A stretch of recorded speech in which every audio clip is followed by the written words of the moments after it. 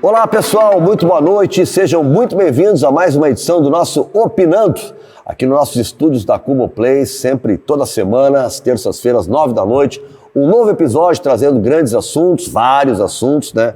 E personagens da nossa cena aqui cultural, política, esportiva e tudo mais. Hoje nós vamos falar com um cara que é da área cultural, mas ele também gosta do futebol, tipo eu assim, né? Gosta de um papo sobre futebol. Estou recebendo aqui o músico, compositor, cantor, escritor, né? Engenheiro, não sei se ele se formou, vou perguntar para ele. Tedi Correia é o meu convidado aqui hoje no Opinando. Tudo bem, Tedi? Tudo bom, é um prazer te reencontrar para a gente bater esse papo. Terminasse engenharia ou não? Não me formei. Fiz 7 anos de curso e não me formei. Porque eu fiz PUC, né? Daí, em função do orçamento... Chegou a fazer 7 anos? Né? 7 anos. Em função do orçamento, eu às vezes limitava as cadeiras e eu fiz muito estágio, né? Para ajudar, inclusive, na faculdade. Então, durante um ano eu fiz estágio, por exemplo, no setor de topografia da Prefeitura de Porto Alegre. Que era Mas era um martírio para ti ou tu gostava? Não, eu gostava. Gostava? Hoje eu não faria, tá? Porque, claro, a vida foi me levando para um outro lado. Mas eu estudei num colégio, no Nossa Senhora das Dores, que fica ali no centro. E ele era um... sei, nós somos laçalistas, então. Laçalistas. Eu estudei no Santo Antônio. Então, somos laçalistas. Ali era uma escola que era muito voltada para as exatas. Por escolha, né? Assim, na Riachuelo ali, né? Na Riachuelo. E a gente saía dali e ia mais ou menos para esse caminho. E como eu ia bem nessas coisas de cálculo e tudo, fiz todos os cálculos, né? É bom até hoje de cálculo? Não, quer dizer, se eu voltar a estudar, eu tenho certeza que eu consigo dar conta, né? Porque para quem tem banda é bom entender, porque quem tem de história de empresário que rola músico aí, então quando o cara é de banda e ele conhece números, opa, né? Ajuda bastante. Mas no nosso caso não tem esse problema, a gente está com o Antônio Meira lá da Lado Inverso, desde o início, a gente fez 8 shows. 8 shows. E aí ele entrou para ser empresário e hoje nós estamos com mais de 2.500 shows e ele é o nosso empresário. Então, a questão da confiança é total no Tonho, né? E a gente sabe, né? Tem muita gente que passou um aperto aí com a questão dos números. Não, e histórias de grandes bandas, né? Que a gente sabe, né? Lá do Beatles, Rolling Stones, as histórias do que aconteceu. Os Beatles, até os direitos autorais das músicas perderam uma época. Um dos motivos, ou talvez o maior motivo pela separação dos Beatles tem a ver com o empresário, né? Que o Paul queria o Eastman, né? Que era o pai da Linda, e os outros 3 queriam o Alan Klein, e acabou ficando o Alan Klein, e para ver como o Paul tinha razão, que eles acabaram depois processando esse cara, né? O Alan Klein. Mas eu vou te dizer... O empresário deles do início era aquele que depois morreu, o Brian Epstein, né? Sim, que era uma lenda, né? Que criou assim, o mito Beatles, né? Ali eles perderam um pouco do norte que eles tinham em vários sentidos, né? Nos artísticos ele não até opinava tanto, mas ele foi um cara fundamental para manter os Beatles, né, trabalhando. E uma coisa que eu ia te falar, que eu fiquei também um tempo trabalhando, quase um ano, foi numa empresa de recuperação de estruturas. Tu ia por exemplo, um prédio pegou fogo, aí tu ia lá, olhava, entrava com capacete e tudo para avaliar se era melhor demolir ou recuperar e tal.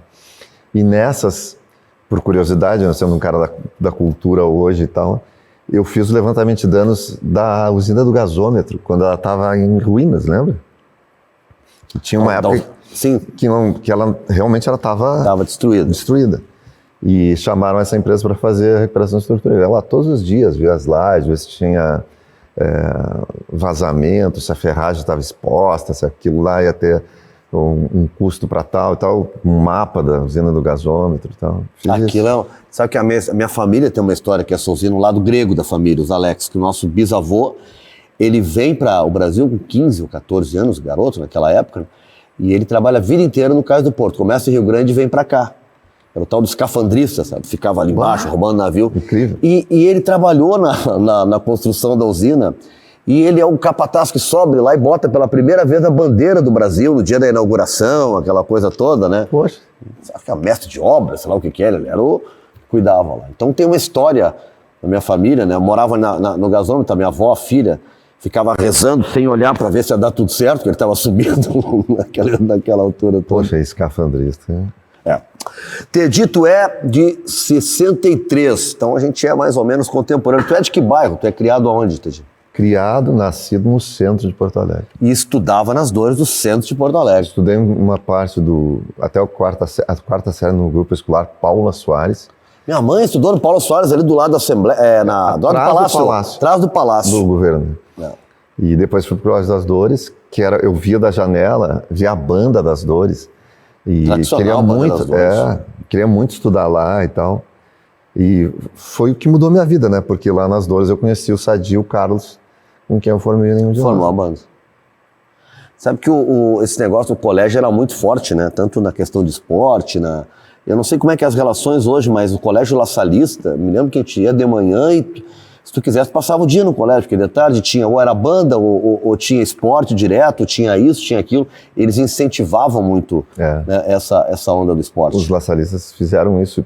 Eu pratiquei muito esporte. Eu era um cara muito franzino. Eu sempre, desde de pequeno, sofri com asma e comecei a melhorar praticando esporte nas Dores. Eu fazia parte do time de basquete e do time de vôlei das Dores. Depois fui presidente do Grêmio Estudantil das Dores e me lembro assim as minhas recordações relacionadas à ciência, feiras de ciências, essas coisas.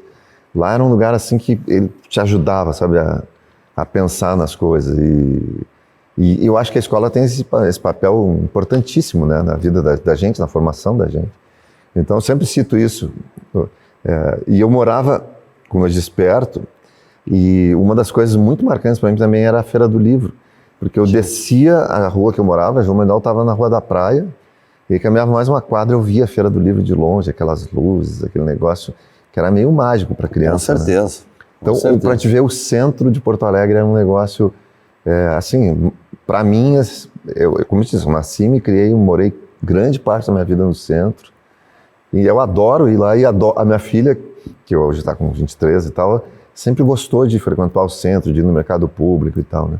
Acho que hoje até está um pouco melhor para isso. Teve um período assim que estava mais complicado, mas acho que o charme de uma cidade, às vezes, é o centro da cidade. Né? Com certeza. É onde as pessoas querem ir, né? Vão conhecer uma cidade, vão dar uma olhada no centro.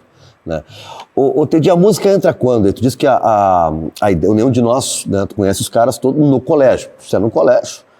Tu deve ter terminado o colégio com o quê? 16, 17 anos? 16 anos. Então era bem adolescente quando começa essa jogada. Começa com violão, baixo direto, como é que foi? Não, eu ganhei o violão do meu pai, de aniversário, em 77. E daí eu fui fazer aulas e não me adaptei muito bem com as aulas e deixei o violão dentro de um armário. Aí o pai passou um tempo assim, viu que ele estava pegando pó lá, ele reclamou, pô, te dei o violão que tu queria e tal. Tá aí atirado. Tá aí atirado, que acontece muito, né? Sim. Que a pessoa ganha o violão e não... E eu, por sorte... Ele é trabalhoso, dói os dedos, né? Foi uma pestana, e o professor que eu tive aula, ele não me inspirou muito a continuar, entendeu? Eu tinha que tocar umas músicas que não tinham muito a ver comigo, sei lá, Asa Branca na época, tinha que tirar de um jeito meio estranho e tal. Mas enfim, daí eu deixei... Tem uma combinação, o que tu gosta, para nós aprender junto, nem isso ele tentava. Não, era um repertório bem Vai tocar Asa Branca. Mas eu aprendi um pouco a lidar com a mecânica do violão e eu conto essa história porque que foi exatamente assim, tem claro para mim. Aí eu pensei, poxa, não vou deixar o pai desapontado com isso e tal. O que eu vou fazer? Eu fui numa banca de revista que tinha na esquina da minha rua com a Rua da Praia e olhei e tinha um violão e guitarra, aquela revista. Sim. Aí eu olhei a violão e guitarra, exatamente, uma edição especial que tinha na capa o Roberto Carlos. Eu falei, pô, essa aqui deve ter umas músicas legais, assim, né? E eu peguei a revista para olhar e eu disse, essa música eu quero tocar. Que era Hotel Califórnia, do Eagles. Do Eagles. Levei para casa a revista e comecei a tirar a música. E como ela ficou muito parecida com a original, eu me entusiasmei. Mas, pô, que legal, e essa música eu adoro. Aí eu tocava, daí eu toquei as outras músicas que tinham na revista. E aí comecei a comprar violão e guitarra, tirar as músicas e aí me dedicar mais. Só que depois de um tempo, se mudou para o lado da minha casa, eu já tinha me mudado, E eu tinha um professor, Afrânio Cras Borges, que era um ótimo professor de violão. Como é que é o nome dele? Afrânio Cras Borges. Só para dizer o nome já era uma dificuldade.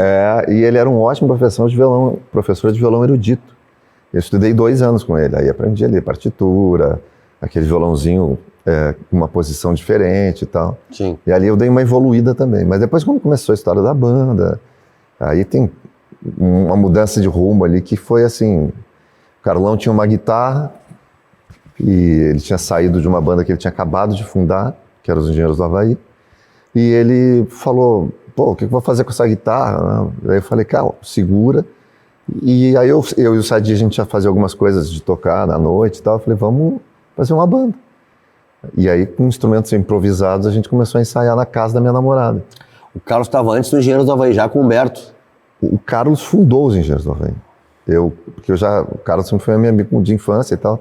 Eu acompanhei bem isso. Ele que reuniu as pessoas. Aqui estuda engenharia, o Humberto não estudava engenharia, né? Não, ele se reuniu porque era assim, era o Humberto, o Maltz na arquitetura, o Carlos na arquitetura, e ele conhecia o Pitts também através de uma outra pessoa, e ele que aí se ensaiava na casa do Maltz. Eu fui nos ensaios, fui nos 2 primeiros shows do Engenheiros do Havaí, tanto que quem ficava no centro do palco dos Engenheiros era o Carlos.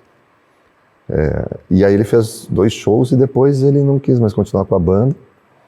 E a gente, com um amigo, e curtia música juntos, a gente já tinha tido um grupo de folk rock juntos, eu e o Carlos e tal. Aí a gente falou, pô, vamos fazer uma banda, anos 80 e tal. Não, e o Carlos é meio, sabe aquele toque de Midas, onde bota a mão, vira ouro, porque ele participou de 2 bandas que foram referenciais, né? E foi muito uma coisa pitoresca, digamos assim. Porque, como eu disse, acompanhei o Carlos e o surgimento dos Engenheiros, e quando ele não quis continuar, os colegas de arquitetura dele, né, chamavam de doido, de tudo, né? Pô, largou uma banda que ia ser promissora e tal, para não fazer nada, não sei o quê. E foi um momento, assim, complicado para ele. E aí passa 1 ano e meio, aparece uma música estourada, Camila, quando os caras vão ver quem é o guitarrista, o Carlos. Aí o pessoal, poxa, esse cara aqui. E foi, né? Ele começou com os Engenheiros, o Humberto foi o cara que tomou a frente, assim, como compositor e tal. E depois o Carlos, quando a gente fundou, os 2 primeiros discos eram um trabalho muito coletivo, assim. Nós 3 falasse em Camila aí, Tedinho. Camila é de que ano? 80 e o quê? 90 87. Já? 87? Olha só, 87. O que aconteceu em 87, que nós estamos falando agora direto aqui, Estupro de Berna, lá do Cuca. Coitado do Cuca, não tem nada a ver com Camila, mas por que eu estou lembrando disso? Para mostrar o quanto a sociedade mudou. Aquilo naquela época foi altamente normalizado. Mas Camila, ela fala exatamente de uma menina que teria sofrido, né, abuso sexual. 87, quer dizer, eu estou trazendo isso porque era algo normalizado e vocês não normalizaram isso em 87, escancararam toda essa jogada. Aliás, a Camila não se chama Camila também, né? Não se chama Camila. Era uma menina que sofreu hoje se chama uma relação abusiva, né? Mas na época a gente não tinha essa definição e a gente era tido como normal, né? Uma relação abusiva. Não, até não era normal. Tanto que a gente ficou sabendo da história dessa pessoa e tal e ficou barbarizado com as coisas que tinham acontecido com ela. A ponto de a gente falar, pô, a gente tem que escrever uma música falando sobre isso. E 87, além de ser uma coisa assim que tu falou, né, normalizada e tal, a gente vinha, nós estava saindo da ditadura, da censura, e certas coisas tu não achava, a gente achava que não devia tratar de uma certa maneira. Ainda não tínhamos a nova Constituição de 88, ainda era aquela Constituição antiga que permitia horrores de coisas. Né? E a gente fez essa canção muito metafórica, apesar de muitas pessoas ouvirem hoje e dizem, puxa, é mesmo, né? A vergonha do espelho naquelas marcas, os olhos insanos que passavam o dia a me vigiar, às vezes peço a ele que vá embora e tal. Parecia muito claro, né? E eu acho que além da letra, a interpretação do jeito que ela é dada, entendeu? E do vocal, mas do jeito que a música é conduzida, ela passa, assim, uma ideia. E o refrão passa claramente isso, né? Um grito, uma coisa assim, ela passa isso claramente. A gente nunca normalizou isso e foi uma coisa, assim, que marcou o nosso primeiro disco, o nosso primeiro sucesso, né? Mas marcou toda a nossa história, porque a gente acabou se envolvendo muito com essa causa, Tanto que hoje eu e Sadia, a gente faz parte do comitê do He4She, que é aquele Eles por Elas, Sim. que tem aqui no Rio Grande do Sul. Várias e várias campanhas foram feitas no Brasil inteiro de combate à violência, né, contra a mulher, usando a Camila, desde, sei lá, o Ministério Público de Rondônia, São Paulo, Rio Grande do Sul. A música virou um tema para várias campanhas, e isso marcou a história do Nenhum, porque o Nenhum, a gente naquela época, se eu te lembrar, as bandas, todas elas tinham um discurso forte, né? Sim. As boas bandas, né? As boas. E a gente veio com um discurso forte também, só que com uma questão que era, como tu diz, normalizada, e demorou muito tempo para as pessoas se darem conta do quanto nenhum de nós enxergou uma questão que era assim, que as pessoas, como se diz hoje, passavam pano. Isso. E a gente não passou. E o rock brasileiro passava pano para um monte de coisa, tanto que... Um monte. Eu acho que a geração dessa segunda metade dos anos 80, já quase anos 90 ali, ela é muito mais politizada. Para mim, o rock inicial brasileiro, ele é até um pouco preconceituoso, né? Eu tenho algumas restrições, assim, porque eu acho que... E aí não é culpa dos músicos, talvez das gravadoras, mas uma geração de músicos de MPB, de outros estilos, meio que foram varridos, né, da cena musical. Né? Eu era uma banda de rock, eu não tocava em alguns momentos dos anos 80. Sem dúvida, isso foi uma coisa... E aí, assim como também todo mundo tinha uma banda de rock, né? Todo mundo. O Netinho, aquele da Bahia, que depois se transformou num cara com vários roqueiros também, né? Com um perfil que nada tinha a ver com o rock daquele ano, né? Que era um rock de rebeldia, de contestação do establishment, da ditadura, do que estava acontecendo em relação à censura, um monte de coisa que hoje a gente continua tendo como questões assim centrais, eu digo, da sociedade, né? E naquele momento se discutia muito isso, né? O Paralamas fez um disco que no ponto assim que é o Alagados ali, que se questionou muita coisa, que trouxe esse universo da favela que não se falava tanto e não sei o quê.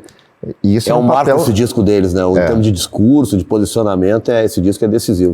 Para mim, eu vou dizer assim, ó, tem gente que vai me crucificar por isso, mas eu vou dizer, para mim é o primeiro disco de um rock brasileiro, o Paralamas fez. O Alagados? O Alagados. Pelo discurso, pela temática, né? E por abraçar uma sociedade que o rock até então não se aproximava tanto. Só o punk, por incrível que pareça, assim, os caras, mas o punk não fazia isso, São Paulo já fazia. A gente conviveu, conheceu muitas bandas punk de São Paulo, que eles também eram próximos da periferia e tal, né? Mas digo, do grande público, que atingiu o grande público, foi o Paralamas. Eu não vou, como digo, passar o pano também no punk. O punk em São Paulo, em outros lugares, foi já de muita atitude, né?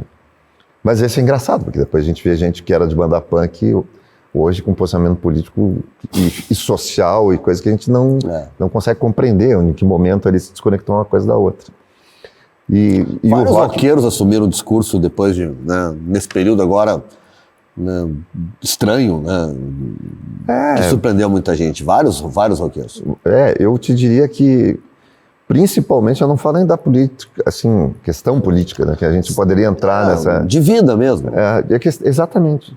Desrespeito com as outras pessoas, desrespeito com a opinião alheia, patrolando as pessoas, disseminando fake news, que nada mais é do que a mentira, né, cara? E a gente vê, assim, as pessoas tentando reconstruir, às vezes, uma carreira, a sua história, porque foram envolvidos em mentiras e ninguém fez muita coisa para tirar e muitas vezes provocado por gente que tinha um grande acesso. Uma coisa que eu acho muito legal, que tu fazia, sempre fez, e o Nenhum de Nós fazia, isso que eu estava dizendo, que eu achei que em algum momento, né, o rock, eu repito, o rock, estrutura de gravadores e tal, ele meio que foi exclusivo, ou é isso ou não é nada. O Nenhum de Nós sempre teve uma preocupação, e é uma coisa que eu sei que é na tua formação, tem um cara que, o Vialmônica, Saracura, Nelson Pereira de Castro, bebeu de toda essa gente também.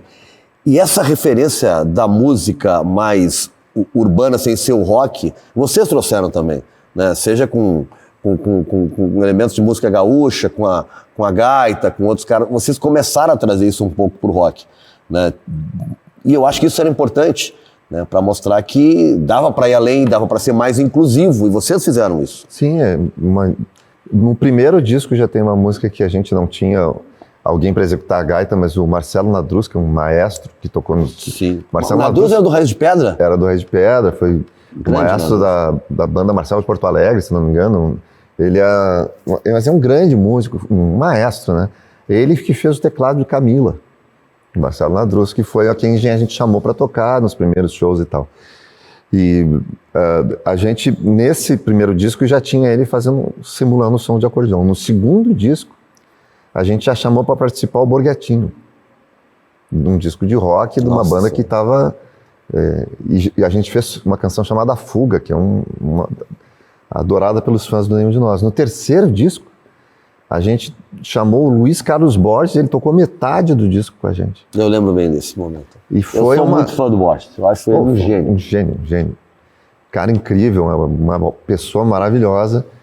E foi até o Rio tocar com a gente, uma generosidade, nos ajudou, ensaiou com a gente, aqui em Porto Alegre. Então, e já começou a apontar um caminho para a gente do uso do acordeão, que depois o João Vicente virou integrante e ainda expandiu assim, essa questão, que para a gente era um caminho que a gente sentia necessidade, exatamente por Almôndega, Saracura, né, de regionalizar o nosso som.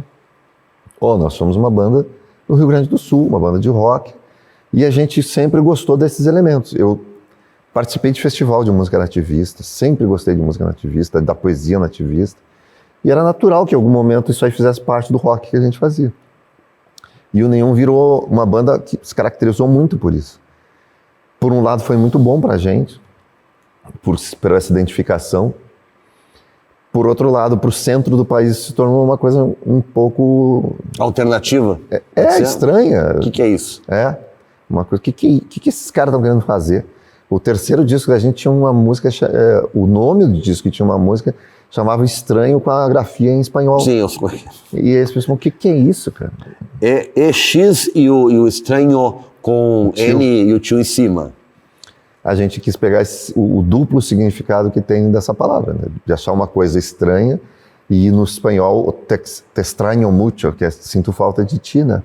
E era a nossa conexão, né? A nossa falta da nossa raiz que a gente trouxe para dentro da música e a estranheza que ela causava. Maneira deles dizer que estão com saudades, né? Exatamente. Estranho muito. Agora, Teddy, eu estava ouvindo tu contar esses dias, não me lembro aonde, porque eu também fui ouvir, da tua primeira banda que tu te apresenta, e estava o Nelson Coelho de Castro, e tu dá o nome da banda, Quarteto o quê? Que o Nelson debochou de ti? O Nelson, não, ele tirou uma onda? Sim, o Nelson é um cara incrível. A gente se encontrou numa rádio e a gente falou do nome da banda. Essa banda nunca chegou a fazer apresentação formal, assim, que era o Quarteto Gererê. A Gererê? Nossa, Gererê era um apelido para marihuana. Sim, para marihuana. A gente falou isso, assim, o Nelson, óbvio, que riu, né? Achou bom o nome. Achou bom, né? Mas a gente nunca se apresentou com essa banda. O Nelson foi meu primeiro ídolo de música gaúcha. Assim, eu seguia os shows do Nelson, eu ia a todos, eu gostava. O Nelson foi um cara assim que ele parava na Rua da Praia, assim, dava autógrafo para todo mundo, era um ídolo na cidade. Eu assisti o lançamento do disco dele no Salão de Atos da Reitoria. Qual, Juntos? Que tinha... Que foi o primeiro disco dele, assim. É o Juntos, as pessoas, porque depois eles lançam um álbum juntos, que é ele, o Totó e o Gelson, exatamente. Né? Que foi uma grande produção, fui lá, emocionante. Financiamento coletivo, na época não era a vaquinha que a gente faz no negócio, né? Era no bônus, né? Eu lembro que eu adquiri um bônus, depois o Ney lança, Dedé Ribeiro, que foi a produtora, lança o Neylis Bônus. Isso. Que lança também um disco nesse modelo. Né? É o financiamento coletivo, né? Que é bem comum hoje, né? As plataformas de internet, canais de YouTube, todo mundo fazendo isso. Mas era uma iniciativa da independência da música em relação ao mercado e tal, era incrível. O Nelson era um cara que tinha um público, ainda tem, né? O Nelson, graças a Deus, tá aí. Não para de tocar. Não, já teve aqui no programa, a gente espera que eu quero trazer ele de novo aqui. O primeiro opinando foi com ele. O Nelson é um cara incrível e um cara muito generoso também. De ouvir, de receber bem. Nessa época ele já fez isso. E a gente tinha, como o Nelson falou, né, os os nossos heróis, que seriam heróis locais, digamos assim, o Almôndegas, que depois subiu para o Rio, e daí o Cleiton Cledir, o Saracura, que eu assisti muito show do Saracura, shows assim espetaculares. Eu também. O Ovo no Renascença, que era um Chaminé chegou a tocar no baixo do Saracura, não era o Chaminé? Era o Chaminé, era o baixista do Saracura. Baixista do Saracura. O baterista era o Pezão. O Chaminé teve vários projetos, né? Então eu me lembro do Chaminé tocando, por exemplo, com meu primo, o Bebeto Mor, baterista, e o Cláudio Veracruz. Nossa, eles tinham um trio, né? Mas o Saracura era antológico, né?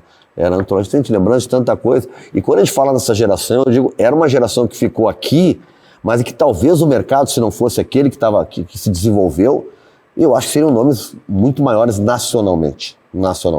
Isso tem a ver com uma situação que na época a gente enfrentou, que quando a gente fez a Camila, que foi uma das músicas mais tocadas em 87, 88 no Brasil, e em 89 a gente teve a música mais tocada no Brasil, que foi Astronauta de Mármore, a gravadora fez muita pressão para a gente se mudar daqui, para ir para São Paulo ou para o Rio. E eu lembro que o Tonho chegou aí para o Rio, até o nosso empresário, meio que para abrir a frente lá, e no fim a gente não conseguiu concretizar a saída, e foi uma coisa que nos favoreceu no seguinte sentido: o mercado do Sul, que é um mercado forte, se favoreceu de ter uma banda de nome nacional aqui. Então, casas noturnas, que às vezes não tinham condições, ou penavam às vezes para trazer um nome porque tinha questão de passagem e tal, traziam nenhum e a gente conseguia lotar, às vezes mais de um dia, por ser um nome nacional, e essa casa noturna conseguia ter um fôlego para trazer outros artistas. Lembro do pessoal de equipamento de som que falava, pô, comprei um equipamento novo por causa de vocês, entendeu? Então isso a gente acabou favorecendo, ficando aqui. O Herbert Viana falava uma coisa que eu achava muito legal, que ele disse que quando pegava um avião que vinha para o Rio Grande do Sul, quando ele chegava, entrava no espaço aéreo do Rio Grande do Sul, ele sentia a presença de nenhum de nós. Que legal. Era um elogio maior que esse não tem. Né? Teddy, qual é o outro, além do Beira-Rio aqui em Porto Alegre, né? Qual é o outro local que nenhum de nós, assim, tá muito em casa, tipo quase, como aqui, uma vez eu vi o Humberto dizendo que Belo Horizonte, uma cidade assim, que ele se sente como se estivesse em Porto Alegre, uma cidade quase dele. Tem um local assim também fora daqui, que vocês digam aqui, é muito próximo de vocês? Tem algumas cidades assim que são cidades que nos recebem muito bem fora de Porto Alegre, né? Que os shows sempre são coisas, digamos assim, especiais, né?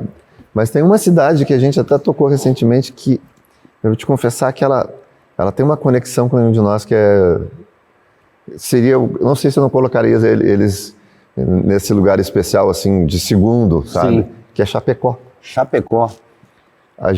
Onde tem muitos gaúchos também, né? Tem muitos gaúchos, a gente fez muitos shows, assim, que foram marcantes pra gente, e toda uma relação da cidade com a nossa música. Então a gente foi tocar no fim de semana passado lá, e foi muito bom, assim, mas o público nos abraçou muito, entendeu? Então eu fico achando que Chapecó tem muito disso, de nos receber dessa maneira, né? Mas outras cidades, em outros estados, assim, também são bem generosos, gostam de nós, mas acho que Chapecó é um lugar especial. Chapecó é o segundo local, né? Ao invés de citar uma outra capital e tal, eu falo porque a gente esteve recentemente lá, mas Santa Catarina nos recebe super bem também. A gente estava falando dessa coisa, né, do nenhum de nós trazer elementos, né, fora do padrão rock and roll, né, para o seu trabalho. Em 2005, acho que é 2005, né, que tu faz um trabalho onde tu faz uma revisita, vamos botar assim, tu não gravou loop ao estilo loop, tu fez um loopcínio revisitado, digamos assim, né? Tu fez uma batida mais eletrônica, mais pop. Como é que foi isso? Como é que foi pensado? Porque tu já curtia loopcínio? Vou fazer alguma coisa com loopcínio? Como é que foi isso? Sim, eu sempre adorei loopcínio, porque essa relação que a gente estava falando dos músicos locais e tal, o loopcínio era isso, né, na época. Ele era um cara que andava na rua da praia e as pessoas meio que prendiam a respiração, o loopcínio tá passando aí e tal. Eu sei porque a minha mãe e meu pai me falavam muito disso. Sim, era nosso nome, né? Exatamente. E eu sempre fiquei com esse nome e com essa obra na cabeça. E um poeta incrível, um cara com uma sabedoria, como se diz, popular, assim, né, de conhecer as questões populares de um jeito único, assim. Reza a lenda que é dele a expressão criada dor de cotovelo. Sim. É dele, né? O poeta, tanto que ele era o cara da dor de cotovelo, né? E eu ficava com aquela ideia de usar essa exposição que eu tinha para trazer um pouco o foco para ele de novo. E não era uma coisa que o Nenhum pudesse fazer assim como banda, nada contra, mas eu acho que não era um projeto. Eu não enxergava tanto, sim, porque isso surgiu de uma conversa que eu tive com um cara que depois foi produtor nosso, mas era um grande amigo, que é o Sacha Ambach, que também é maestro. Atualmente ele é o diretor musical do Ney Matogrosso. Já os últimos 3, 4 discos dele é a direção musical do Sacha, que é um cara ligado à música eletrônica e tal. A gente sempre falou, vamos fazer um disco juntos com um repertório do Lupicínio. É que a gente acabou fazendo. E foi muito legal, assim, porque a gente recebeu muitos elogios e foi assim muito saudado esse trabalho no centro do país. E aqui no sul nem tanto, assim, né? Tinha pessoas que torceram o nariz e tal. Eu te digo, não tinha mudado o arranjo. Exatamente. Assim. E não é da parte da família do Lupicínio. Não é o Lupinho. O Lupinho apoiou muito esse projeto sempre. Adorou e apoiou. E eu tive uma das coisas assim, que foi um reconhecimento que eu coloco como sendo maior. A Marina Lima, que é uma pessoa, uma personalidade da nossa música, que também se ligou na música eletrônica desde cedo e que tem um trabalho incrível.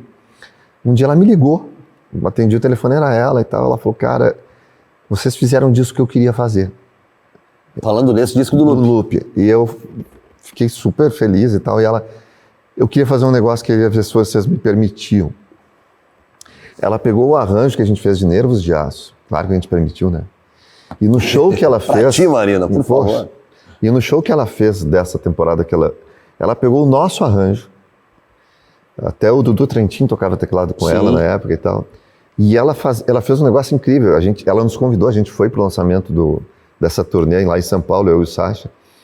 Ela tinha um foco de luz só no rosto dela. Entrava o nosso arranjo. E ao invés dela começar cantando, entrava a minha voz, cantando os primeiros versos, e depois ela cantava.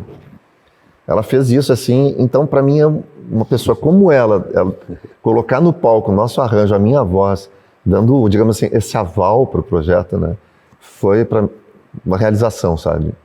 Como artista e como a gente pensou, bom, acho que esse projeto chegou onde a gente queria. Né? Falando em sucesso nacional, o primeiro estourou muito foi Camila, mas o Astronauta de Mármore, que é a versão do David Bowie, ele bombou muito também, acho que é um ano depois, né?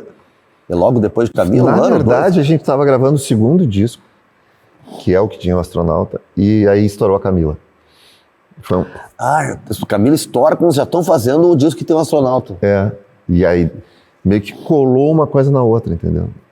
Tanto que a gente tinha aquele programa, o Globo de Ouro, né? Sim. Que a gente começou a fazer e a gente fez 14 Globos de Ouro seguidos. Só playback ou tocava mesmo? Não. Era variado. Às vezes, porque não era sempre playback, porque questões de... Técnicas deles, entendeu? Eles deixavam tocar, se tivesse condições, tocavam. Toca lá. A gente fez os 4 primeiros com a Camila e os 10, né, seguintes com o Astronauta de Mármore. A gente era figurinha, né? Carimbada. E o Astronauta foi um escândalo, assim, foi um negócio avassalador. E com uma música que era uma versão do David Bowie, de um single que ele lançou há exatos 51 anos atrás. Starman, né? Starman. E é importante, para quem, né, versão não é que ele pegou e traduziu, pega a melodia e ali tu compõe e faz uma letra em cima, né? Completamente diferente da original. Qual foi a tua inspiração? Astronauta de Marte vem da onde? O Astronauta de Mármore veio de Marte, de Mármore. Eu falei astronauta, já fui para outro planeta. O astronauta de Mármore vem da onde? Vem da seguinte história. Quando o nosso produtor do disco, que era o Reinaldo Barriga Brito, que produziu toda essa geração lá do rock Barriga gaúcho. é o apelido dele. É o apelido, não, é o sobrenome dele. Tá. Ele é amazonense, do Acre, agora não me lembro, mas é daquela região. Não, porque tem cara que é muito bandido, depende do nome do cara, é Reinaldo Brito, o cara que tinha uma barriga bota um apelido no meio, não é isso, rola o sobrenome dele. É. E ele produziu um TNT, o Replicante, os Garotos da Rua, Camisa de Vênus. Ele é um cara que tinha uma mão no rock, assim, Engenheiros. E ele que nos sugeriu, porque a gente estava tocando a música assim, num intervalo da gravação, e ele falou, faça uma versão e tal. E a gente ficou meio resistente nessa de fazer, mas na época a gente ouviu muito uma versão do Joking, que era Joey, que o Vitor tinha feito, o Vitor Ramil tinha Dylan, e a gente pensou, pô, quem sabe a gente usa de inspiração um desafio como esse, né, que a versão do Vitor é incrível, né. E aí a gente foi atrás da história de um personagem que o David Bowie tinha criado, que é o Major Tom, que era um astronauta. Então esse personagem está em Space Oddity, que é uma música de 69, está em Ashes to Ashes, que é uma música de 81, e aí a gente, quando foi fazer, falou, vamos fazer um novo capítulo da história desse personagem. E a gente teve a inspiração na vida no astronauta, que muito quem contribuiu foi o Carlão, porque ele estava lendo o livro Fogo Sagrado, que falava da viagem de um astronauta e tal, a viagem do Armstrong, acho que foi, que ele foi lá e contou o dia a dia, as coisas que aconteciam. Então, por exemplo... O Armstrong é o primeiro a botar os pés na Lua. Então tem ali o fim das vozes no meu rádio. Era porque quando o astronauta orbitava, estava em órbita da Terra, né, e passava um manto negro da Lua ali, né, que era o lado escuro da Lua, cortava as comunicações dele, então ele ficava com um silêncio no rádio ali, né. Então a gente foi usando um monte dessas coisas, dessas relações do astronauta com esse personagem que o David Bowie, em 81, disse que ele era um junkie, um drogado. Sim. E da nossa versão ele meio que vê a iluminação através de uma coisa meio religiosa, sabe? Porque por isso era que era sempre estar mais lá. Mais místico do que drogado. Exatamente. Não era mais o mesmo, mas estar no seu lugar, era uma coisa meio da iluminação dele e tal. E a gente viajou nessa história. Daí teve que fazer... Foi engraçado porque depois a gente teve que transcrever de novo para o inglês. Porque para o Bowie aprovar, ele queria saber o que a gente estava falando. Ele tinha que aprovar. Ele aprovou. E a gente atrasou o disco. Como é que funciona isso? Manda para a gravadora dele? Mandou para a editora dele, na Inglaterra. Isso, a gravadora de vocês fazia tudo? Fazia tudo. E mandou para a editora, e até ter a liberação. Já estou imaginando o Teddy mandando um e-mail pro cara. Não, a gravadora fazia tudo. A gravadora, eles só pediam para a gente fazer a versão, a gente transcreveu do português para o inglês de novo. A gente fez uma gravação numa fita cassete e mandou para ele. E ele, quando veio ao Brasil, em 91, no show que ele fez no Morumbi, ele fala isso. Ele diz assim, agora vou tocar uma música que eu sei que vocês sabem cantar em português. E podem cantar em português. Legal. Que aí ele tocou o Starman. Não, e o pior é que é mesmo, eu escuto a música, com todo respeito, eu amo David Bowie, eu escuto a música, eu lembro do Astronauta de Mano. É difícil a gente cantar. Marcou muito, né? E a fala dele foi o que tira completamente a dúvida das pessoas, assim, mas vocês roubaram a música do cara, ou que nem na época, assim, a gente foi massacrado por um monte de gente dizendo que a gente já tinha assassinado a música do cara. E eu falo, cara, ele não achou isso, tanto que ele nos permitiu fazer a gravação. E quando ele veio ao Brasil, ele falou sobre ela. Mas aí, Teddy, tu sabe que é aquela frase do Tom, né? Que não é simpática, mas é verdadeira, né? É sobre o brasileiro, né? No Brasil... Sucesso como é que é? Sucesso é uma ofensa. É uma ofensa pessoal. Né? A pessoa que faz sucesso parece estar te ofendendo o outro. Então aqui, qualquer um que faz sucesso, ele é invejado. Dificilmente a gente tem aquela coisa de levantar, né? Mudou, eu acho que mudou um pouco agora. Mas naquela época foi, assim, foi um massacre, né? Era o público incensando a música, pedindo ela em rádios de todos os segmentos, virando um hino daquele ano, assim, e a crítica e alguns colegas falando horrores da gente, porque a gente tinha feito isso com a música. Mesmo que depois o Bowie veio e falou isso, até hoje tem gente que ignora essa história, entendeu? Dizendo assim, não. Esse David Bowie para falar alguma coisa. Foi muito legal que eu vou te dizer, eu descobri que tinha uma gravação dele falando isso ano passado. Até então tinha saído na Folha de São Paulo um comentário, a crítica do show dele, onde citava isso, E as pessoas que tinham assistido aquele show em especial citaram isso. Mas eu não sabia que tinha uma gravação. Então, ele falando. Tem uma gravação dele falando que o show foi transmitido pela Transamérica. Agora, falaste um papo com a Marina, esse episódio aí de as pessoas publicamente, até colegas, se manifestarem, também tem um cara, tem um bastidor que eu queria que tu contasse, que é do Renato Russo, que faz uma crítica, assim, nem foi uma crítica profunda, mas ele faz uma manifestação meio tentando ser engraçado e tal, mas que é agressivo. E depois vocês têm uma conversa e parece que afirma uma relação legal depois, né? É porque na época que ele falou isso, a carreira do Legião era administrada, a parte jurídica, pelo mesmo advogado que nós, que é um advogado português, um executivo português que voltou para Portugal, é poeta hoje, um cara incrível, o Antônio Coelho Ribeiro. E quando eu vi esse negócio que saiu no Jornal do Brasil, eu me lembro de ter ligado para ele e falar, pô, Coelho, porque o Coelho conversava muito bem com o Renato. O que ele disse, tu lembra? O Renato? Ele falou que, tipo assim, tinha banda no Brasil achando que fazer rock and roll era gravar uma versão do David Bowie. Ah, sim, isso aí é. Entendeu? Ele foi em cima da versão.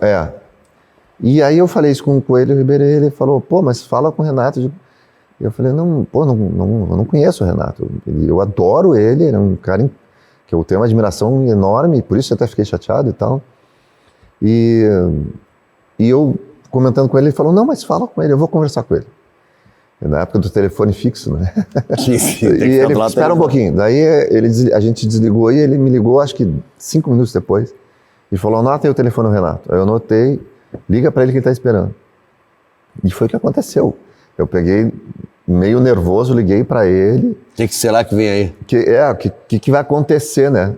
E quando eu liguei, que eu disse alô, eu me lembro claramente, ele falou, ele não disse alô, ele disse, falei merda, né? Eu falei, pô, não, Renato, não sei o quê. E ele foi um cara incrível. A gente ficou meia hora no telefone, ele me deu uma série de conselhos, dicas de quem já estava há mais tempo no mercado e tal. Ele falou, é isso mesmo, quando alguém falar, vai lá e cobra. Ou se tu tiver conversa... Mesmo que seja eu, vai lá e cobra. Não, ele falou, ele foi um cara incrível, sabe, assim... muito marcante para mim esse contato, essa conversa que a gente teve. E ficou tudo claro. Ele falou, a gente está com inveja do sucesso do Nenhum de Nós. A gente queria ter uma música estourada em todas os segmentos e tal, e vocês conseguiram isso, né? E eu falei, cara, mas só o que faltava, vocês terem inveja, pelo amor de Deus, vocês são uma banda incrível. Vocês são Legião Urbana, cara. Ele falou, isso é um momento de fraqueza e tal. E foi, né? Pô, pelo amor de Deus, né? O Renato é um cara... não preciso dizer, né? O Renato é um cara que ficou para a história, assim, como um grande, assim como o Cazuza e tal. Mas eu gosto de fazer uma referência a uma banda que, desde o primeiro show que a gente fez juntos, até hoje, foi uma banda que nos deu um apoio, assim, e foi os nossos padrinhos, né? Para entrar assim, no mundo do rock brasileiro, que foi o Paralamas. E tem uma história muito legal dos Paralamas, que quando a gente estava apenas com Camila estourada e tal, mas ela já estava nos levando para participar de grandes eventos, a gente participou de um show, de um festival em São Paulo, que era um estádio de futebol em São José dos Campos, ou coisa assim. E os camarins eram aquelas tendas do Exército, cada banda tinha uma tenda. E a gente era muito tímido e meio escaldado, assim, né? Com a história da Camila. Porque desconfiado e tal. E a gente chegou na van e entrou pra nossa tenda e ficou quietinho lá, né? Pensando, puxa, vamos ver o show dos Paralamas, vamos ver o show do Ira e tal, né? Mas daqui a pouco a gente tá lá dentro, cara, e entram os Paralamas. Na tenda de vocês? Dentro da nossa tenda. Eu pensei no primeiro momento, erraram a tenda, né? E eu levantei assim, eu falei, pô, vocês, é a tenda errada. Ele, roubou uma tenda de vocês? E aí o Herbert já falou, caramba, cara, esse riff de Camila é um clássico, vocês fizeram um clássico, não sei. E eles ficaram conversando com a gente, e me lembro que o Ira e as outras bandas que chegaram, acharam que era um camarim conjunto, e todo mundo ficou no nosso camarim. Ninguém ficou no seu próprio camarim, ficou todo mundo ali. E eu, claro, depois... Essa amizade, essa admiração se transformou em amizade. Depois eu acabei compondo com o Herbert. E até hoje a gente tem uma relação muito especial com o Paralamas.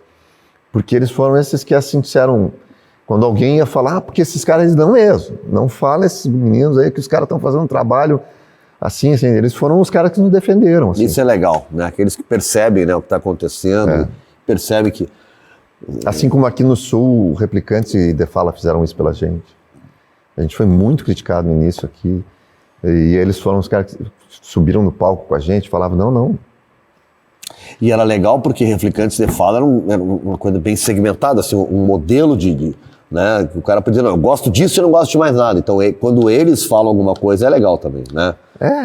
A gente tem, às vezes, aqui no Sul, aqui em Porto Alegre, né, algumas pessoas que são muito radical. Eu me lembro que a gente foi fazer um show há um tempo com o Cachorro Grande.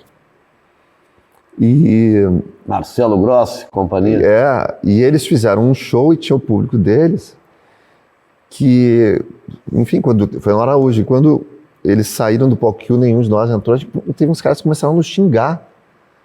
Vocês não podem subir no palco, assim, na frente do palco, que o cachorro subiu, não sei o quê. E, cara, no final do show, espontaneamente, o Beto, o Bruno e o Grossi, todo mundo da Cachorro entrou no palco para cantar com a gente. E eu me lembro que as pessoas que ficaram xingando ficaram com a cara assim, porque disseram, caramba, a gente tá falando mal dos caras, e a própria Cachorro, para te ver que entre os músicos não rolava isso, entendeu? Mas o público às vezes bota umas coisas na cabeça, e foi muito legal, porque eu sempre tive uma admiração pela Cachorro, e quando eu vi as pessoas falando isso, eu digo, pô, qual é, né? Qual é de dividir, de hostilizar uma banda? Estamos juntos nessa aí de fazer música, de trabalhar e tal, né? Teve uma banda que fez muito sucesso, mas também foi muito hostilizada por um segmento mais radical, não sei como é que tu via isso, que era o Los Hermanos, né? E chegando até a ter troca de porrada dele, do Chorão, do Charlie Brown, troço lamentável, né?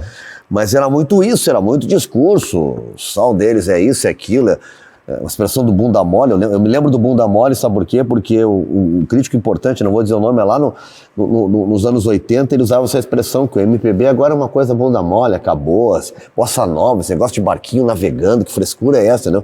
Para decretar que era o fim, que agora tinha que entrar o rock and roll. E aí daqui a pouco, dentro do próprio rock and roll, começou a ter essas brigas, né? Essa divisão, não, mas esse estilo, e essa aí foi muito violenta. O Los Hermanos foi um debate muito grande, né? Foi. E os Los Hermanos, essa história com os Charlie Brown, foi porque eles também, lá pelas tantas, eu acho que muito nessa de uma atitude de autodefesa e tal, eles também meio que tentavam contrapor, né? E eles falaram alguma coisa do Chorão e quando se encontraram no aeroporto, fechou o pau, né?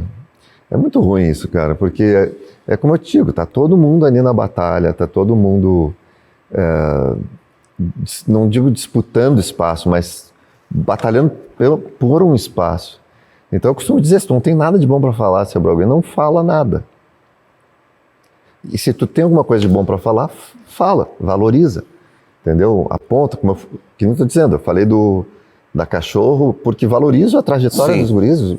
O último disco solo, por exemplo, do Beto Bruno é um descasso, assim, sabe, com uma referência a Clube da Esquina e tal. Então eu sempre aponto assim, se eu tenho uma coisa boa para falar, eu vou lá e falo. Se eu não tenho nada de construtivo para falar, é melhor não falar nada. É diferente do Twitter, né? Se tem alguma coisa boa, tu não fala. Se tem alguma coisa ruim, tu vai no Twitter. Cara, o Twitter é um...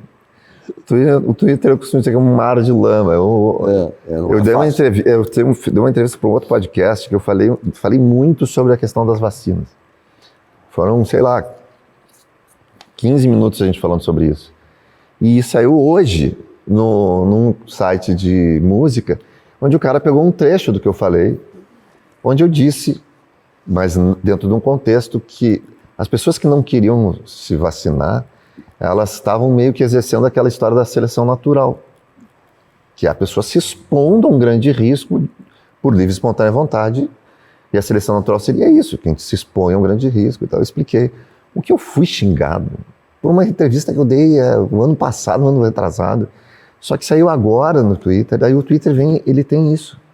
Por isso que um amigo meu falou, não lê comentário do Twitter e não lê comentário em notícia de site de notícia, porque tu vai te assustar com o nível das pessoas ali, o nível de agressividade e o nível intelectual das pessoas, entendeu? Ninguém entra para criticar ali. O Twitter é assim, ó, tu vendeu um encarte lindo do Nenhum de Nós, tá? O cara comprou pela internet. Coleção do Leonel. Chegou na hora, no dia combinado, inteiro, maravilhoso, a capa era como ele queria. O cara não faz uma referência, recebi aqui no dia, parabéns, obrigado. Não. Agora, se atrasar 2 dias, chegar com um arranhãozinho, alguma coisa, o cara vai ali... Ele vai xingar a mim, a tia, a família, quem puder. É um ambiente muito assim. Agora, tu trabalhasse com futebol, no sala de redação, talvez o programa mais pegado de debate, assim, historicamente, desde que eu sou mais guri. Como é que foi aquela experiência? Porque não é assim, eu trabalho com futebol, tu sabe disso, é legal, a gente curte futebol, mas às vezes a interação é violenta. E tu já pegasse uma interação com rede social. Como é que foi essa experiência contigo? Foi interessante porque foram quase 4 meses. Fizesse o sala e tu era identificado como torcedor do Inter no sala. Eles me convidaram, vem representar o Inter aqui no sala de redação. Tinha tu junto, o Zé Vitor estava junto naquele time também? O Zé Vitor era o parceiro, digamos, Tinha o João de Almeida Neto, né? Que era o representante do Grêmio. Tinha o Cacalo. Que era o outro representante do Grêmio. Dois calmos do Grêmio, né? O Cacalo e o... Cara, mas eu vou te falar um negócio. Eu me lembro que eu encontrei um Cacalo uns 2 meses depois que eu deixei de fazer o programa. Eu encontrei no shopping. A gente se abraçou assim, ele falou, cara, que saudade de ti no programa. Porque a gente não conseguia brigar contigo. Eu não discutia com ele. Eu briguei com uma outra figura, e que eu não vou falar quem é, que eu não tive uma boa impressão lá. E que foi uma pessoa que foi até um pouco decepção, assim, dentro do programa. Não foi briga só de ideias, ficou uma coisa ruim mesmo. É, porque a pessoa desrespeita, sabe? Sim. E, inclusive eu falei isso, se não tem argumento, não desrespeita. Não sabe argumentar, não desrespeita. Me lembro que eu levava um tablet para falar sobre mapa de calor, sobre estatísticas, não sei o quê, e essa pessoa me xingava por causa disso. E daí, mas o que acontece? Eu fui lá como representante do Inter.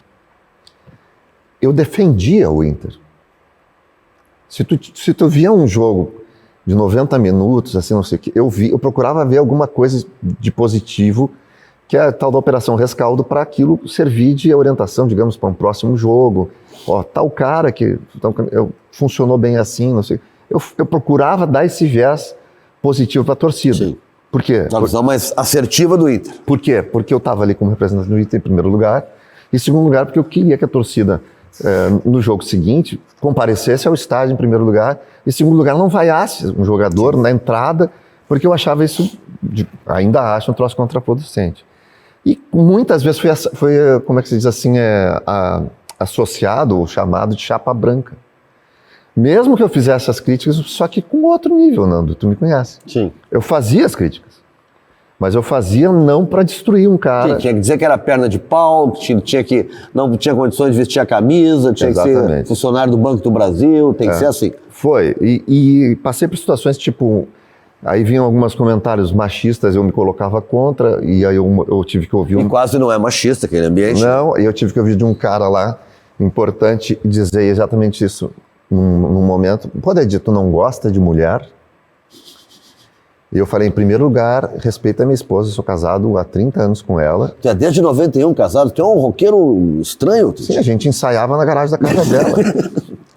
Em primeiro lugar, tu me respeita por causa disso, e em segundo lugar, eu digo assim, e se eu não gostasse de mulher? Qual é o problema? Aí fica aquela coisa, né, porque era um ambiente assim. Mas eu gosto de falar assim, fora o Zé Vitor, que já era meu amigo, continua meu amigo, teve uma figura que eu conheci, que eu tive aumentou a minha admiração por ela, como jornalista, como figura, que era o Vianney Carlet. Sim. Que todo mundo falava muito mal do Vianney, por achar que ele era... Só que o Vianney era um cara, e isso eu aprendi com ele, e a gente depois aplicou no Café TV Com também, porque eu conhecia uma outra figura que era incrível, que era o Tatata, mas no sala, o Vianney chegava e falava, gente, tá chato o programa. Aí ele virava, Tedi, quando voltar do comercial, eu vou te encher o saco. Então já sabia que ele ia pegar no meu pé por alguma coisa. Para movimentar esse negócio. Para movimentar o programa. Mas ele era muito transparente com isso, uma pessoa super gentil, carinhosa, fora do programa. E era uma coisa que era legal, porque tu via assim, tá, terminou o programa, a gente vai sair conversar, como eu fazia com o João de Almeida, fazia com o próprio Cacalo, às vezes eu falava ele, e falavam as coisas assim, que eu poderia encarar com um xingamento, só que eu estava do lado dele, falava rindo, já abraçava ele, então não tinha isso, entendeu? Algumas figuras, como eu te disse, me decepcionaram porque fora do programa a atitude não era legal. Entendeu? É que aquela coisa, né, de tem horas que não é o debater a mensagem, sim o mensageiro, né? O cara não tá mais preocupado com o que tu tá dizendo. Ele tá preocupado em te atacar. Exatamente. A tua ideia não interessa mais. E aí É muito comum no debate isso, no rádio, no futebol, é muito comum isso. Aconteceu demais e eu atribuo, inclusive, que eu não continuei no programa por causa disso. Né? Primeiro que eu não atacava as pessoas. Então, a decisão tua sair. Não, simplesmente eles não me chamavam para continuar. Né? Até hoje, eu não sei por quê. Porque eles me diziam que eu tinha aprovação popular dos ouvintes, tinha aprovação, eu sei porque eu ia e ainda vou no Beira-Rio e sento no meio da galera. Até hoje as pessoas me falam disso. Pô, tu era bom no programa, por isso, por aquilo. Tá, então, na minha leitura, quando a gente voltasse, depois das férias da virada de ano, eu ia continuar. Nem me ligaram para dizer por que eu não fui, nem nada. Até hoje, eu não sei. Mas tá bom, ok. Quanto tempo tu ficou ali? Quase 4 meses. Diziam que eu estava em teste. Parecia um ano, né? Porque não é fácil. Não é fácil. Foi uma experiência muito boa. Eu ia quase que diariamente, eu estava lá. Viagem para o interior e essas coisas. Mas é uma coisa divertida, assim como foi o Café TV Com. Esse eu fiz durante 11 anos. Era tu, Tatá, a Tânia estava junto? A gente brincava que era o programa da Tânia e do Tatá, porque eles... A Tânia, eu amo a Tânia. A Tânia é uma querida. Incrível. Nosso diretor comercial aqui da Cuba é filho da Tânia, o Fabiano. Fabiano Del Rey, filho da Tânia. Não precisa falar mais nada. A Tânia, além de ser uma pessoa incrível, é uma jornalista, assim, fora da curva, né? Porque ela ia falar sobre um livro, ela não dava chute, ela tinha lido o livro. Ela até hoje dá dicas de livro na Gaúcha, sábado de manhã eu escuto. Exatamente. Por quê? Porque ela ia entrevistar um autor, ela tinha lido o livro, cara. Ela não ia chutar, entendeu? E o Tatá tá uma enciclopédia ambulante, a pessoa que mais lia, eu acho. Também quando queria te dar um xingão, te destruía, né? A gente brigou muitas vezes. Ele, quando queria xingar alguém, ele demolia a pessoa. Acabava com a pessoa. Mas era um gênio, muito inteligente. Não, e uma pessoa que depois que tu começa a entender, era tipo o Vianney, entendeu? Ele dizia assim, não, é que o programa tá chato, eu vou brigar contigo. Vamos a gente fazia isso. Então era o programa da Tânia e do Tatata, o Davi Coimbra, o Davi também fazia o café, é verdade. Querido Davi. O Anônimos Gourmet, né, o Pinheiro Machado. Querido. Foi também um cara que me ensinou muitas coisas. TV Com foi um projeto espetacular, né, que eu sou viúva da TV Com, porque era a tua cidade que tu via ali, né, os teus assuntos da tua cidade, era muito legal. Eu me lembro que uma vez teve um sequestro de uma lotação, lembra? Lembro. Na frente do Instituto de Educação, né? Da frente do Instituto de Educação, porque eu estava lembrando uma que estacionou lá no morro mesmo, em frente lá o SBT. Não, essa foi na frente do Instituto de Educação, eu lembro. Então tu imagina, um sequestro e tal. E cara, a TV Com transmitiu direto, todo o tempo, o sequestro, as coisas que estavam acontecendo, a movimentação da polícia, os populares. Cara, não, isso é um troço fora do comum. Incêndio do mercado público. Exatamente. Tudo. E era um retrato da cidade, do Rio Grande do Sul e tal. Hoje tem um rolo acontecendo na cidade, tu quer botar na TV para ver? Não, é só no rádio. Ou algum cara que está no Twitter, que está em algum lugar que está mostrando um vídeo, mas assim, um canal daqui, a gente se perdeu. Tedi, tá quase fechando 1 hora já. Planos agora, daqui para frente. Livros, tu tem aqui o Bruto, né? O livro de Astroajuda, e esse último que foi o Imersão, né? Algum projeto novo? Que tu tá bolando aí? Então, Nando, eu sou um cara que há 10 anos atrás, eu resolvi começar, muito também pela questão de frequentar eventos literários, eu comecei a amadurecer a ideia de fazer palestras. Né? Entrar nesse universo das palestras. Criei um conteúdo, que é um conteúdo que associa a vida, o dia a dia de uma empresa, de lideranças e trabalho em equipe com a relação com a música, e comecei a fazer palestra. E isso deu muito certo. Eu faço muitas palestras, faço palestras praticamente em todo o Brasil, e eu estou devendo para o escritório de palestras, que é um escritório de São Paulo, o livro sobre esse conteúdo da música associada ao ambiente de trabalho e tal. E é uma coisa que eu tenho que fazer. Tu faz essas palestras em empresas? empresas. Para colaboradores, assim? Para colaboradores, já fiz para os mais diversos universos que puder imaginar. Já fiz uma sala para 10 pessoas com todos os gerentes da ArcelorMittal, que é uma grande empresa de aço. Já fiz para 2.500 estudantes numa universidade em Santa Catarina. Já fiz dentro do Facebook, para o setor de vendas deles. Já fiz para empresas como a Fiat, para a Ipiranga, da Nacional também. Já fiz, assim, deu muito certo por causa disso. É uma agenda boa, tem um escritório que me representa em São Paulo, mas o cara que está lá, que hoje é o CEO desse escritório, é um cara de Juí, com quem eu comecei. O cara foi crescendo, veio para Porto Alegre, foi para São Paulo, hoje já tem essa empresa, que é a Inexperiência, que são experiências que inspiram, eu acho muito bom esse nome.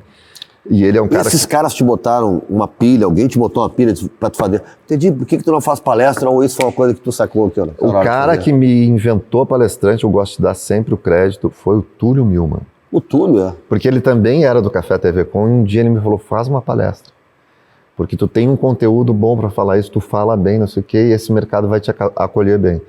Eu sou grato e tenho uma dívida com o Túlio, assim, em relação a isso, sabe? Porque ele foi o cara que também me deu umas primeiras dicas de como fazer esse conteúdo. E a gente sempre conversa sobre isso. E já fiz algumas palestras junto com o Túlio. E eu agradeço muito a ele, porque é uma coisa bem sucedida para mim, assim. Adoro fazer, já, como eu te disse, já fiz em vários lugares, assim, circunstâncias diferentes e tal. E sempre foi uma coisa que eu tive muito prazer em fazer. E devo a ele porque ele deu o pontapé inicial. Eu devo um blusão de lã do inverno pro Túlio, porque o Túlio apresentava o Chamada Geral, segunda edição da Gaúcha, 5 da tarde. Eu entrava às 6 com o Anjo dos Esportes. Eu tinha um comentário do programa dele. Né? E tava no inverno. Entendi? Eu tinha um blusão de lã. Eu botava aquele blusão de lã sempre, entendeu? Era o meu blusão de lã. Eu gostava, sabe aquela roupa que tu gosta, mas estava aquecido. Tu nem pensava. Nem pensava que alguém estava olhando, que eu estava... E o Túlio chegou e falou, vem cá, tu faz o mesmo, tu vem com o mesmo blusão de lã. Mas Túlio, eu só tenho esse, eu vou te dar um outro blusão de lã. Eu cheguei lá no outro dia, tava lá um blusão de lã, em cima da mesa que ele comprou pra mim. Cara, o Túlio é um cara de uma gentileza, assim. É um cara educadíssimo, gentil, doce. E eu vou te falar, revelar aqui, que é um cara que desde que eu comecei a conviver com ele, que eu conheci ele, eu me aconselho muito com ele sobre algumas coisas. Túlio, aconteceu tal coisa. E ele generosamente me diz, olha, eu acho que deve fazer assim, deve fazer assim, não sei o quê. É um cara de muito bom senso. E como eu disse, essa pessoa doce e que eu tenho a honra de ser amigo até hoje. Legal. Entendi, no resto tá tudo certo, né? A vida vai bem. Seguimos trabalhando, seguimos na estrada e... Casou em 91, Teddy? Tinha que idade em 91? Casou? 27, 28 anos. 27 para 28. E eu falo isso, né? Eu comecei nenhum de nós começou a ensaiar na garagem da casa da Inês, que é a minha esposa. A gente era namorado e está casado até hoje. Que legal. História bacana. Muito legal. 91 para cá, 37 anos. Tu é ruim de matemática, pior que eu, né? 91. Tu era para saber matemática, tu engenharia, até saber quantos anos vai ser de aniversário. Eu sou péssimo para dar. Algum show pra gente ver nos próximos dias? Alguma coisa aí que esteja definida aí na tua agenda? Por aqui, por Porto Alegre, pela região, não. A gente esteve em São Leopoldo no final de semana passado, antes de ir a Chapecó, onde a gente fez um show com uma banda incrível que é o Roupa Nova. Roupa Nova? Conversamos com eles no camarim e tudo, eles são uma banda, um ícone, né? Com certeza, tocaram acho que com, sei lá quantas pessoas, quantos arranjos, quantas coisas que eles fizeram de novela, de filmes, de sei lá, de tanta gente assim que eles produziram. E fizeram discos incríveis, como Roupa Nova e acompanhando artistas como Milton Nascimento e tal. Músicos maravilhosos. Maravilhosos. Né? Todos eles grandes músicos. E umas pessoas assim, raras. Pra ter uma ideia, eu fui encontrar com eles o baixista, eu digo baixista porque ele vai lá e me pergunta assim, no camarim, tu ainda tem aquele baixo Yamaha BB3000? Aí eu olho pra ele, caramba, como é que tu reparou nisso, cara? Entendeu? Eles são essas pessoas. E tu tem o baixo ou não tem? Tem. O cara, sabe, é incrível. Já tá naquela fase dos baixistas de 12 cordas, de 7 cordas, ou toca nos 4? Nunca fiz isso. Eu tenho preconceito, não tenho nada contra, Mas para mim, o baixo tem 4 quartos. Eu tava falando nos Almôndegas, né? Eu vi, acho que foi anteontem, eu tava vendo o Festival de Jazz de Malta, do João Bosco. E o baixista era o João Batista. Que teve recentemente com os Almôndegas num show aqui no Araújo, antológico no Araújo. É. O João Batista tocou naquela fase do Lobão, do rock and roll, é ele que era o baixista. Era o Torquato, que era o guitarrista, um argentino, né? O Jurinho era o baterista e o Lobão na guitarra e o João Batista no baixo. O João Batista fazia o baixo. E eles, Cleiton e Cledir, né? São 2 figuras também que eu tenho uma profunda admiração. Eu amo, os dois são geniais. Com nenhum de nós a gente tem, né? Porque ainda de vez em quando rola uma honra enorme de dividir o palco com eles e a gente faz um show, nenhum de nós é Cleiton e Cledir.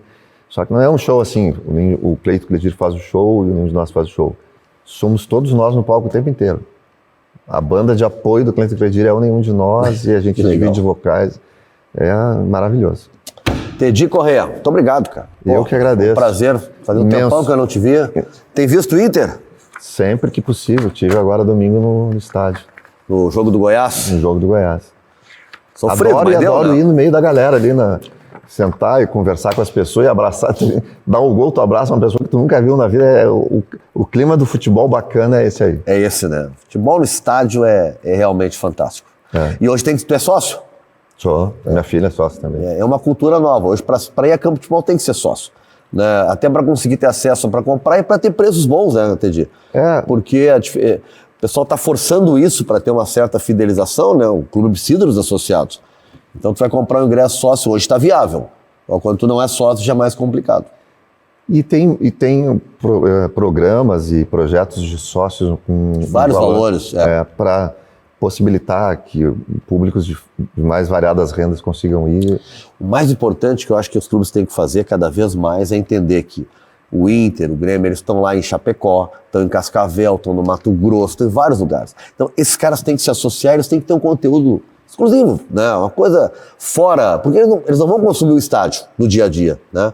Então, alguma coisa que chegue de, sei lá, de ambiente de treino, de bastidores, de recado, dia do teu aniversário, o cara vai te mandar alguma coisa, não sei, né? Mas que tu possa buscar esse pessoal lá fora. Na semana retrasada teve uma homenagem e uma entrega de placa e tudo pro Rafael Sobis, pelos gols, porque ele doou a chuteira que ele usou na conquista da Libertadores e tal. Sim. Que tem uma história lá muito legal com enfim, que pode contar, mas o que eu quero dizer é que é o seguinte, a gente fez um encontro no Museu do Inter, a Deise Nunes foi a mediadora, tinha o Klemer, tava uma galera lá legal pra caramba, né? E isso foi filmado e o sócio assiste no aplicativo Mundo Colorado. Que legal. Isso é uma coisa legal. Claro, com certeza. Edita uma coisa bacana e a pessoa entra lá e assiste. É aquele conteúdo que é do sócio, que o cara, que é só dele, entendeu? É importante que ele tenha isso. Eu acho muito legal. E acho que tem que, mas também manter o espírito de ser um time de futebol uma coisa bem popular, assim, né? Não afastar os torcedores de ser umas pessoas de mais baixa renda. Então o clube tem que também olhar para esse torcedor e não só ter o torcedor aquele que paga a cadeira mais cara e tal, mas também... A gente acompanhou esse episódio do Corinthians com o Cuca agora e eu lembrei, o Inter tem uma história que às vezes não pode esquecer, por exemplo, nada contra o Antônio Carlos, entendeu? Mas quando o Antônio Carlos chega para ser técnico do Inter, 1 ano e pouco, 2 anos antes, ele tinha sido condenado por racismo. Tu vai lembrar lá em Caxias do Sul, o episódio do Giovani, fazendo aquilo. No Internacional, naquele momento, jamais poderia ter sido contratado. Então, essa coisa que tu falou de não perder o aspecto popular, eu acho que um clube não pode perder nunca a sua essência enquanto a sua história. Exatamente. O que ele representa para a sua comunidade. Eu acho que tem uma coisa da rivalidade que é saudável enquanto estímulo que um clube dá para o outro. Mas eu falo muito isso que tu disse, que os clubes, eles representam muito das pessoas quando estão fora aqui do Rio Grande do Sul e tal, né?